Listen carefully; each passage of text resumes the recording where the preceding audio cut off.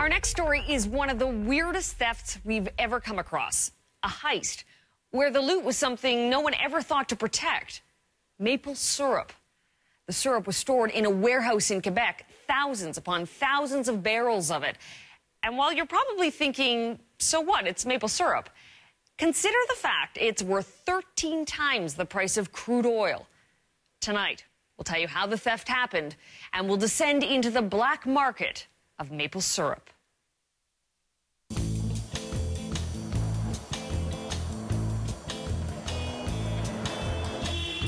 It was a routine check. An accountant arrived for the yearly audit of maple syrup inventory at a warehouse about an hour outside Quebec City. The barrels were stacked 6 high, each one supposedly weighing 600 pounds. So the accountant scaled the pyramid confidently and reached for the top. And that's when he almost fell to his death, losing his balance, realizing the barrel was empty. No one panicked right away. At first, it only seemed like a handful of barrels were empty. Could have been an inventory glitch. But 3 weeks later, they checked again and realized this ran much deeper. Not only were some barrels empty, others had been filled with water. It would take nearly 3 months to fully realize the extent of this theft. Nearly 10,000 barrels worth of syrup gone, valued at a staggering $18 million.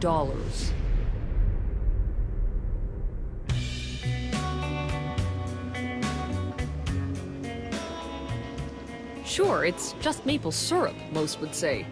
That's what the group of thieves was counting on. But with a single barrel of maple syrup valued at more than $1,800, there was big money to be made. And the warehouse, located just off the highway in St. Louis de Blanford, Quebec, was ripe for the picking.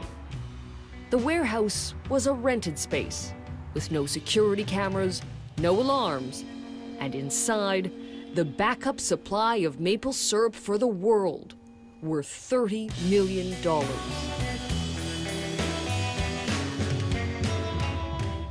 Today, that reserve looks like this, stored in case there's ever a bad harvest year. That stockpile of syrup is owned by the Federation of Quebec Maple Syrup Producers.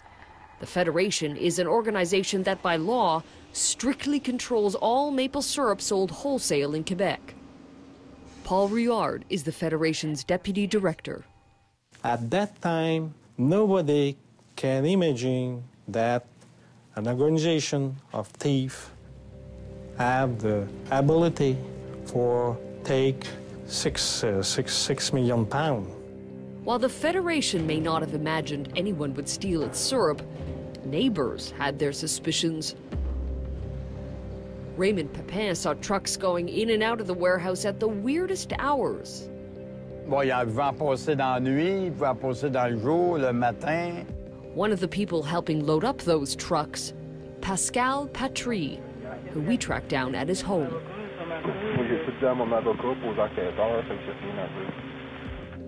Pascal worked for the Federation, storing barrels in the warehouse. But one day, court records show, he says he noticed water around one of the barrels and approached a manager. That manager offered him $1,000 in hush money, and even more to join the cause. By day, Pascal would work for the Federation. By night, he says, he worked for the criminal organization, moving syrup-filled barrels so they could be shipped and placing water-filled barrels back in line. It would take a network of truckers to pull off the theft and cart away such a substantial haul. Among those accused, driver Sébastien Dutra. Did you transport stolen syrup? I transport maple syrup, but I don't know it's stolen. Nobody ever said to you, this syrup is stolen? Nope. You were just a driver? Yeah, that's it. But Sebastian Jutras had a long-standing relationship with a man said to be one of the business partners behind the warehouse. He said that man gave him keys to the property and free parking for his company trucks. Just park your truck there and no problem with that. Okay. Was it a good deal? Yeah, that's free. I like that. He got the keys and the free parking from this man, Avik Caron, one of the reported partners in the warehouse, and according to police documents, one of the central players in the criminal organization.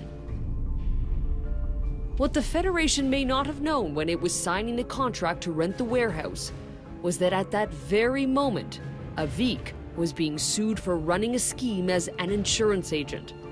It wasn't the first time either. What's more, Avik had a criminal record, charged with fraud. He pled guilty, but the courts were lenient and didn't send him to jail. Avik Caron was free to do whatever he wanted. 3 months later, the maple syrup theft is said to have begun.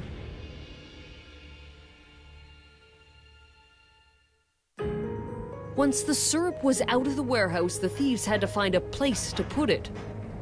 According to police documents, it was sent to a number of transfer points, including this warehouse south of Quebec City.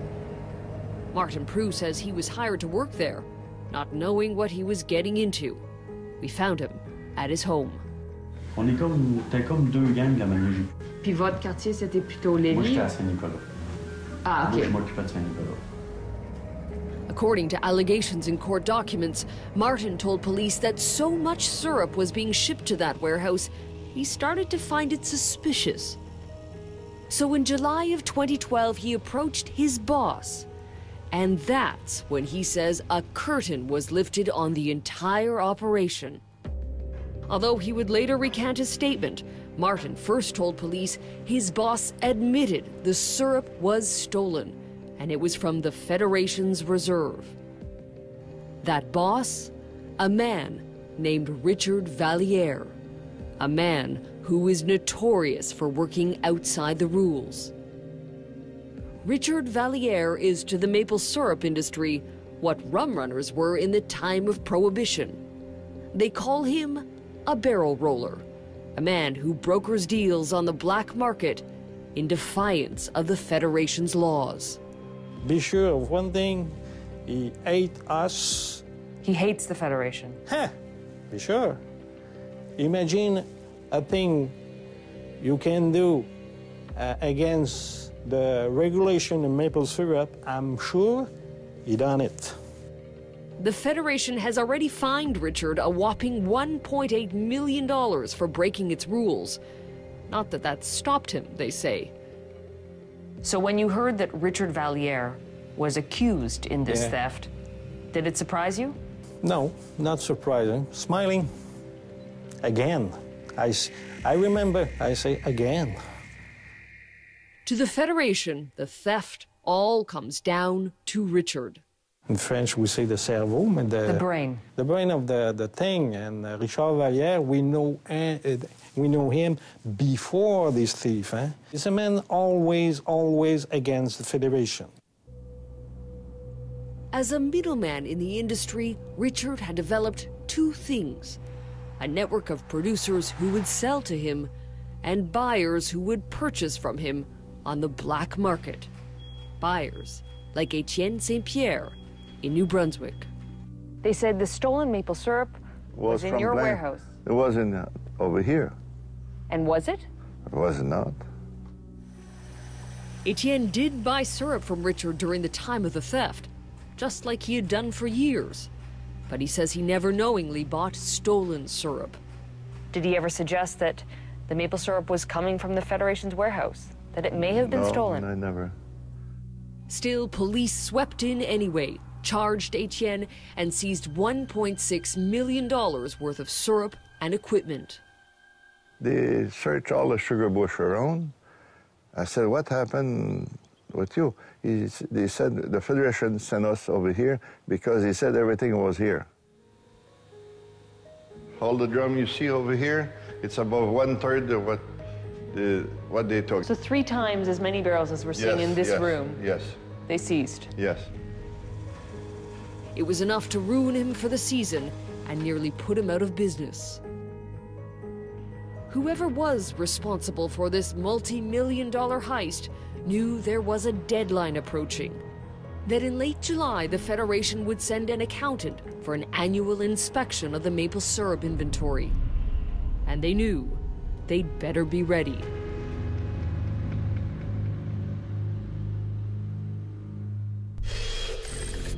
Next, texts, threats, and arrests.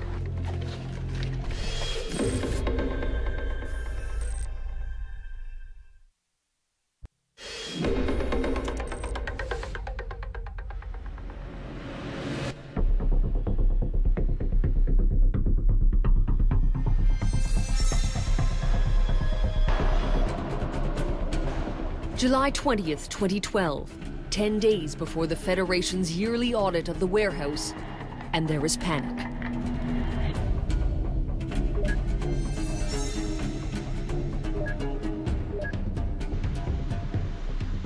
According to police, these are text messages between several of the accused.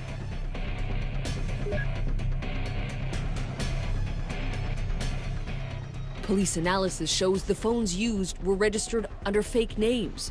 Names of Star Wars characters. Luke Skywalker, Leia, Han Solo. The listed address for one of the cell phones, 234 Dark Side. The names may have been fictitious, but according to police, the facts behind those text messages indicate a cover-up.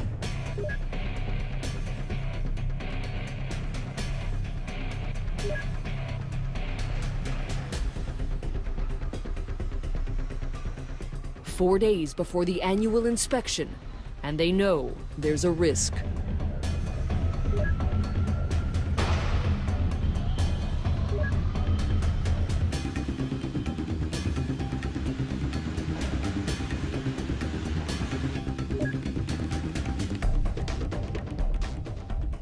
But dim lights wouldn't cut it.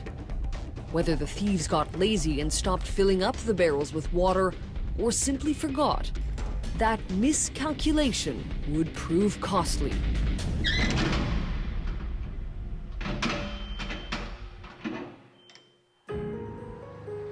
The criminal empire would come tumbling down like the empty barrel stacked carelessly atop the pile. The investigation that followed pointed to a heist that went on for nearly a year. And for police, the evidence uncovered was damning.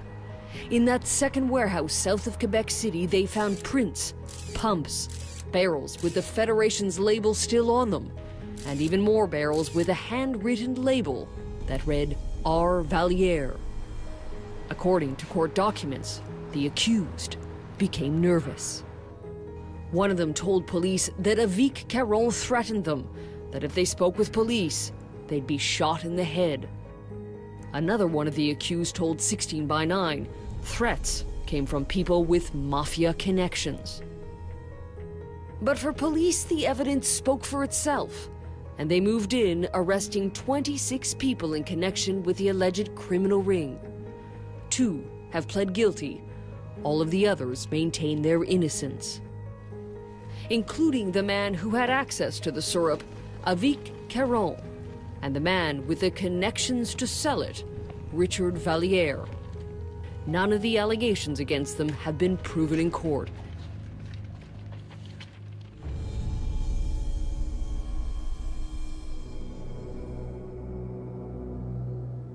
The one player that was never charged is the Federation, even though there are whispers among producers that it was involved, that it needed a way to clear out its burgeoning reserve and collect an insurance payout.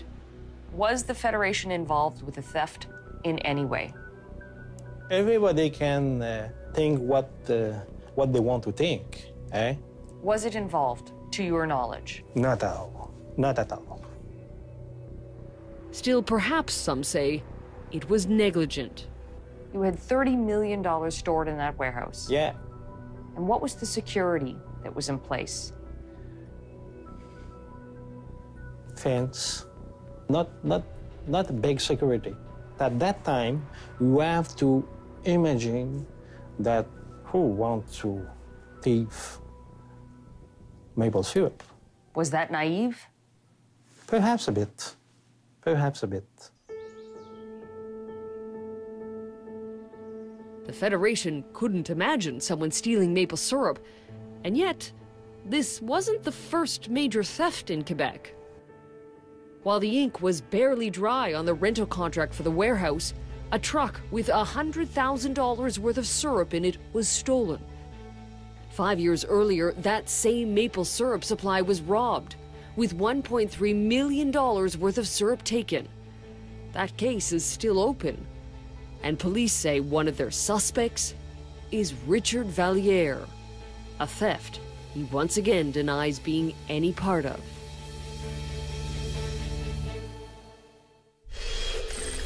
Next, a black market for syrup. Non, il marche pas le système de la manière que ça marche là. Ça marche pas un système de la manière. C'est impossible. And a threat from the south. We can dwarf Quebec easily here in the United States.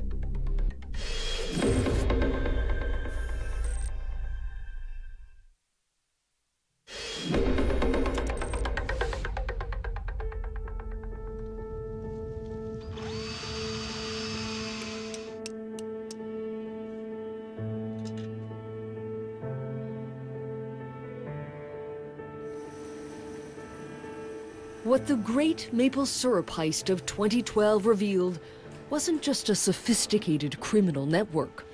It showed there was an appetite for millions of dollars worth of contraband syrup. A thriving black market fueled by producers and buyers who are enraged by the Federation's system. In the eyes of Quebec law, what everyone here is doing is illegal. Yes. These outlaws are maple syrup producers and buyers who don't conform to the rules. Rules set by the Federation of Quebec Maple Syrup Producers, which state all wholesale maple syrup has to go through them. Non, il marche pas le système de la manière que ça marche là. Ça marche pas un système de la manière. C'est impossible. In the eyes of many, the Federation has become a legal cartel. It sets the price, it imposes production quotas, and it can take years to pay a producer in full. What needs to change? De nous laisser libre. De nous laisser libre de vendre à qui qu'on veut. But a free market is not what the Federation wants. So to stop people from buying and selling outside its rules, it hires undercover agents and demands crippling fines. Fines like the one levied on Philippe Jacques. 650 000, info. Et $650 000 de vous. Non, ils gagneront jamais une scène de moi. Jamais. Some of these measures seem quite heavy-handed. I don't think so. I don't think so. Why I have to feel bad because this man products outside of regulation and going on the TV and he cry a bit. Why I have to feel bad of that? No, I'm not feel bad of that. I never say him stop projects. I just say him stop projects out the system. But while producers and the Federation fight it out, there is another threat to Quebec's famed industry, one that most people never saw coming. We can dwarf Quebec easily here in the United States. Dwarf Quebec? Yes.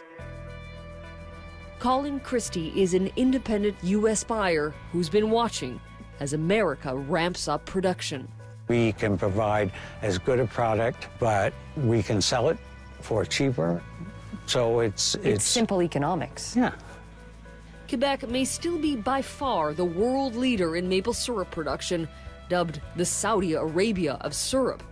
But the U.S. is clawing away at its market share, taking nearly 10% of it in the last decade. If that trend continues, Canada stands to lose a $600 million a year industry and all the jobs that go with it. Eventually, there's got to be a breaking point where the Canadian people will say, what are we doing here? We're creating an environment where the U.S. is going to take away from us what we are known for, you know, your flag has that Canadian maple leaf on it. It is part of your heart and soul in your country. And it's moving south. That's right. That's right. But America plays another role in this story. This is where half of the stolen syrup was sold. And according to police, Richard Valliere is the one who got it here. He even has a U.S. bank account, the Federation claims, to hide the funds. Richard Valliere denies the allegations, but there's more to the money trail. According to police, Richard also had a corporate account in New Brunswick, and more than $6 million flowed through that account during the year of the theft. We wanted to speak with Richard about the money and the accusations he's facing, but he declined our repeated requests for an interview, so we met up with him in court. Can we just have a couple words with you? No, por le momento. Some people close to you have said that you may be working out a plea deal. What does that say about your possible involvement in this theft? Richard has pled not guilty to 4 charges, including trafficking and fraud. As for the man who had access to the syrup, Avik Caron, he too never returned our requests for an interview, so we tracked him down outside Trois-Rivières, Quebec. And he wasn't happy to see us. Can we just ask you about your role in the theft, if you were involved with it at all? Avik has pled not guilty to 5 charges, including theft, conspiracy, and fraud. Among the other accused, fracture lines are beginning to show. There's talk more will plead guilty.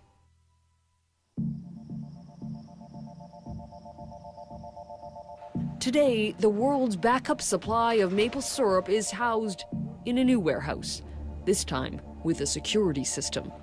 We are near bank system. We are on the same system as bank. You're saying a theft will not happen again? Not by this way. The Federation only ever recovered 15% of the stolen syrup, and it's still waiting for that insurance payout. In the meantime, 2 constants remain: the anger in this industry and the syrup, which continues to flow on the black market.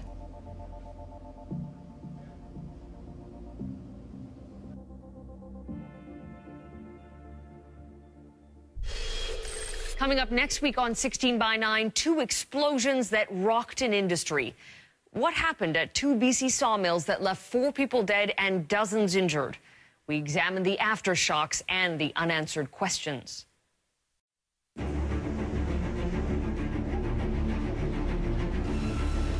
I have never, ever seen a pile of sawdust that high.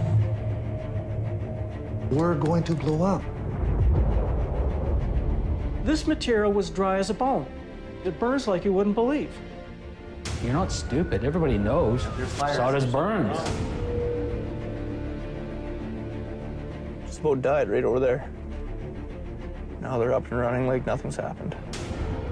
But nobody seemed to take that and put it all together and say, wait a minute, we got a problem here.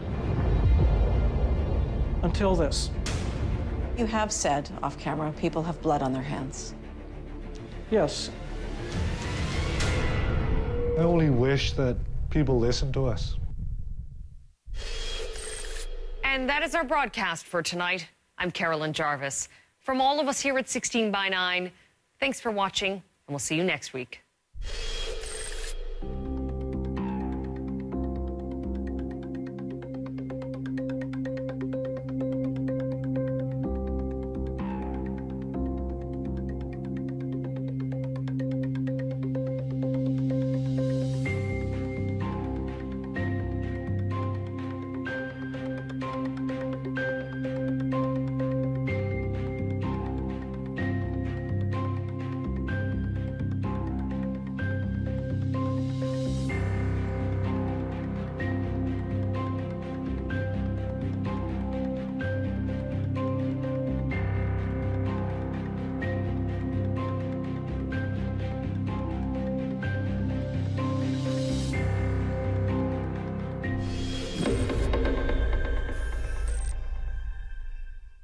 million.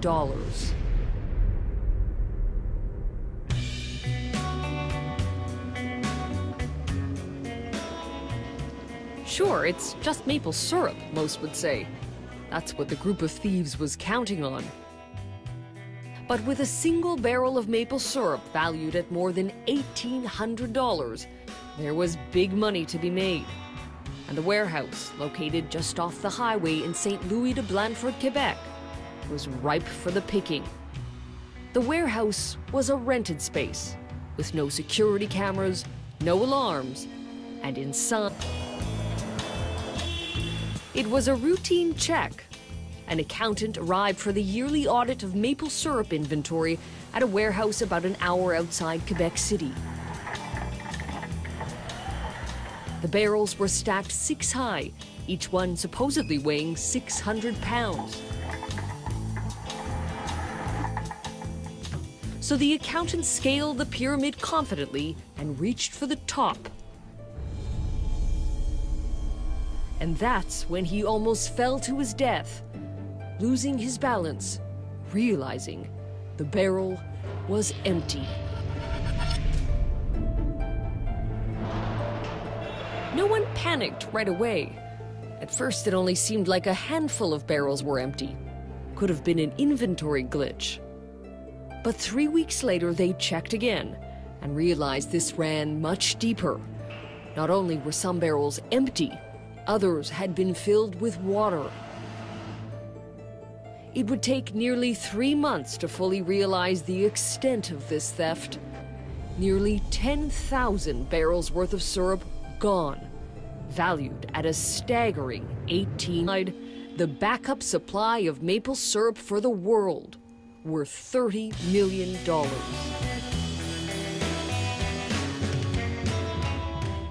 Today, that reserve looks like this, stored in case there's ever a bad harvest year.